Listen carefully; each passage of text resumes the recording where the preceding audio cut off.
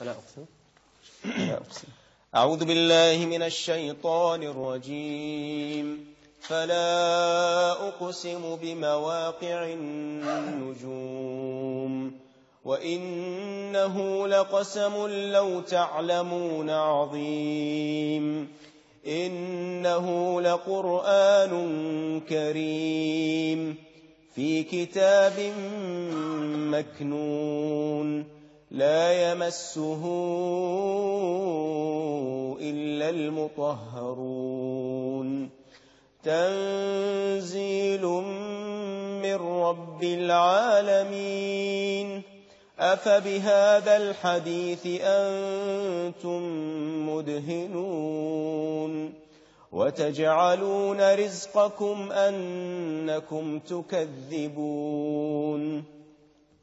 فلولا إذا بلغت الحلقوم وأنتم حينئذ تنظرون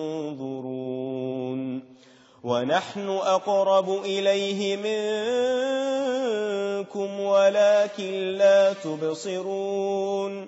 فلولا إن كنتم غير مدينين ترجعونها إن كنتم صادقين. فأما إن كان من المقربين فروح وريحان وجنة نعيم. وأما إن كان من أصحاب اليمين فسلام لك من أصحاب اليمين. وأما إن كان من المكذبين الضالين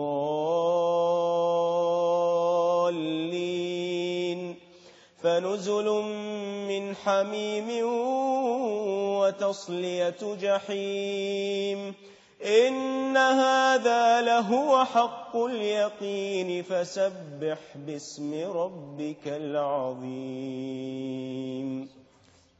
ما شاء الله تبارك الله.